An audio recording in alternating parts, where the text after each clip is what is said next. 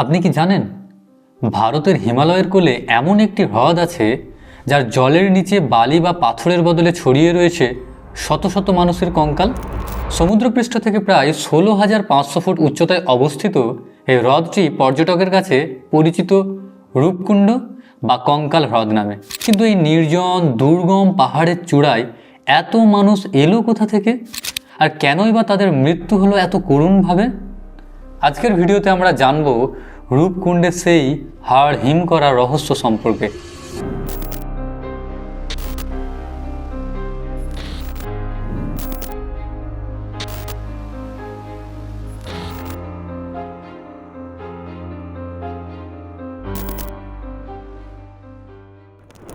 ঘটনাটি 1942 সালের। দ্বিতীয় বিশ্বযুদ্ধ তখন পুরো দমে চলছে। উত্তরাখণ্ডের নন্দা দেবী ন্যাশনাল পার্কের এক রেঞ্জার হরি কিষান মাধোয়াল টহল দেওয়ার সময় হঠাৎই বরফ গলা জলে অদ্ভুত কিছু জিনিস দেখতে পান। কাছে গিয়ে তিনি শিউরে ওঠেন। এগুলো ছিল মানুষের হাড় এবং মাথার খুলি। প্রথমে ব্রিটিশ সরকার ভেবেছিল এগুলো হয়তো জাপানি সৈন্যদের কঙ্কাল, যারা ভারতের সীমান্তে গোপন পথে প্রবেশের চেষ্টা করেছিল। কিন্তু পরীক্ষা নিরীক্ষার পর জানা গেল এই হাড়গুলো জাপানি সৈন্যদের নয়, বরং তারও শত শত বছর আগের পুরনো। বিজ্ঞানীরা তদন্ত শুরু করার আগেই স্থানীয় মানুষেরা এক অদ্ভুত লোককথার কথা শোনান।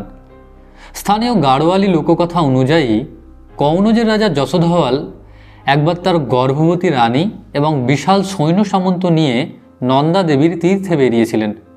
কিন্তু পবিত্র যাত্রার নিয়ম ভেঙে তারা সাথে নিয়েছিলেন নাচ গানের দল এবং বিলাসিতার সামগ্রী। এতে দেবী নন্দা রুষ্ট হন।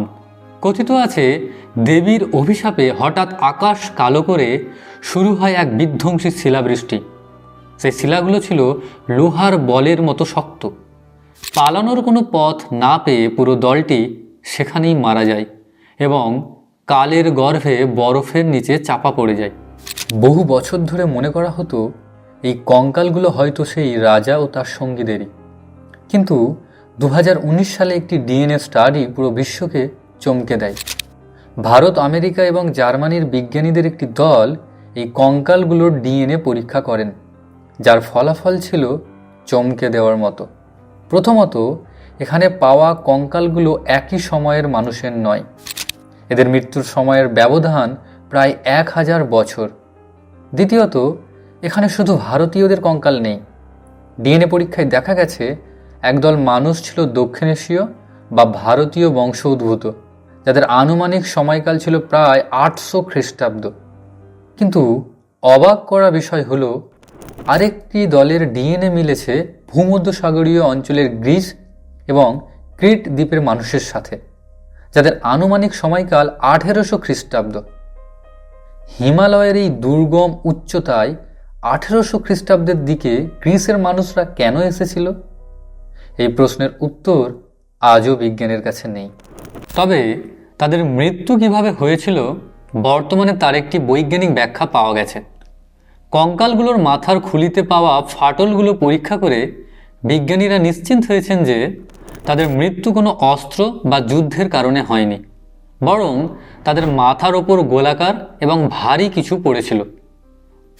গবেষকরা মনে করেন সেই পৌরাণিক কাহিনীর শিলাবৃষ্টির ঘটনা হয়তো সত্য। কোনো এক ভয়াবহ প্রাকৃতিক দুর্যোগে ক্রিকেট বলের আকারের বিশাল শিলাবৃষ্টির আঘাতেই এই দুর্ভাগা মানুষগুলোর মৃত্যু হয়েছিল। খোলা আকাশের নিচে পালানোর জায়গা না থাকায় তারা প্রকৃতির রোষে প্রাণ হারান। রূপকুণ্ড আজও তার বুকের ভেতর হাজারো রহস্য লুকিয়ে রেখেছে। কেন হাজার হাজার মাইল দূর থেকে ভিনদেশি মানুষরা এখানে এসেছিল? তারা কি কোনো গোপন যাত্রায় ছিল, নাকি পথ হারিয়ে ফেলেছিল?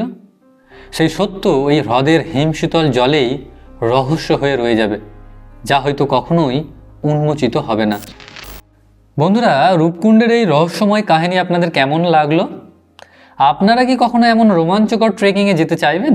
কমেন্ট করে অবশ্যই আমাদের জানান। আর ভিডিওটি ভালো লেগে থাকলে লাইক দিন এবং বন্ধুদের সাথে আর প্রেমিকার সাথে শেয়ার করুন। এবং এমন আরও রহস্যময় ভিডিও দেখতে আমাদের চ্যানেলটি সাবস্ক্রাইব করতে ভুলবেন না। দেখা হচ্ছে পরের ভিডিওতে। বাই। আজকে